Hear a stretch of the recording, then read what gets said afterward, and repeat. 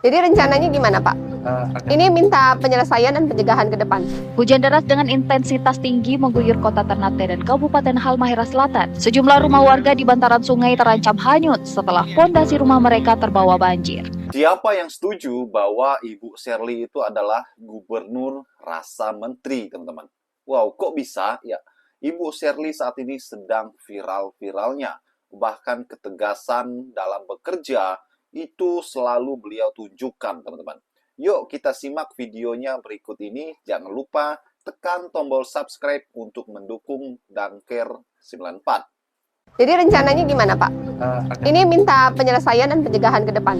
Hujan deras dengan intensitas tinggi mengguyur kota Ternate dan Kabupaten Halmahera Selatan. Sejumlah rumah warga di bantaran sungai terancam hanyut setelah fondasi rumah mereka terbawa banjir. Oh, karena dia nggak ada tanggul. Jadi sebenarnya tidak ada programnya. Iya. Kita sudah ada Ini diberesin sama Balai Sungai. BBS. Oke. Ada lihat Ternate Selatan. Kemarin sebenarnya di suatu yang sudah termasuk di situ. Jadi rencananya gimana, Pak? Ini minta penyelesaian dan pencegahan ke depan. Penyelesaiannya di sini nanti ada dua strategi. Iya. Banjir sama penggantian sedimen. Di sini yang pertama ketika sungai yang di Ternate yang kerja, Iya. tidak ada aliran permukaan. Jadi kalau musim tidak ada hujan kering semua. Jadi saat nanti Hujan. akumulasi itu jadi debris alirannya itu udah membawa material. Oh. Kalau kita ada pencegahan bangunan sedimen, terus kalau di sekitar sini memang ada perlu peninggian tanggul yang masih belum ada. Jadi khusus untuk Sasa ini memang sudah diprogramkan. Secara readiness kriteria desain itu sudah ada. Kapan rencana dikerjakan? Tapi ini kita sementara satu kegiatan itu di Sungai Ruang sudah berjalan. Tapi ini udah diusulkan 2026. Di 2026 kita usulkan untuk multi-year seluruhnya satu sistem. Dari mana ke mana? Dari Ternate Selatan itu totalnya ada sekitar 15 sungai. Nah, Seperti ini. seperti ini. Total anggaran berapa? Yang kita usulkan kemarin 200 kan. 200 M. Oh, yang 1 triliun itu.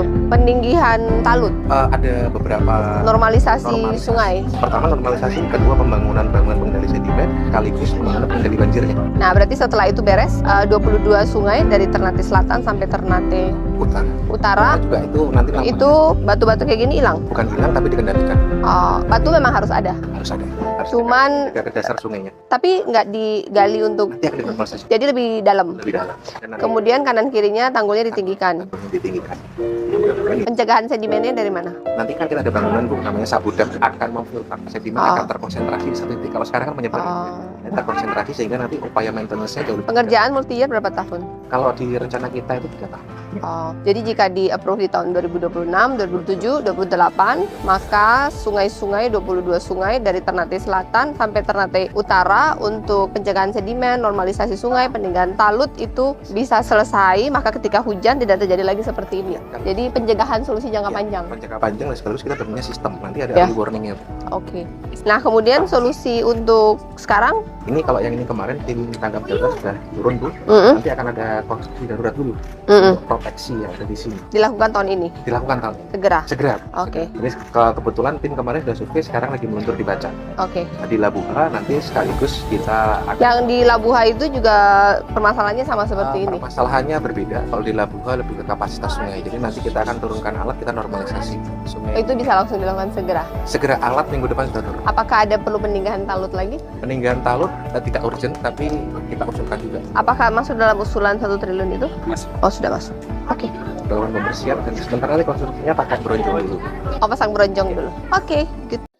Oke teman-teman, ya kita tahu bahwa di Maluku Utara itu adalah provinsi yang berada di timurnya Indonesia, yang mungkin jarang disorot media berpuluh tahun teman-teman.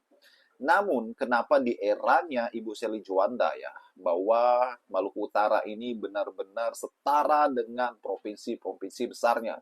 Kenapa?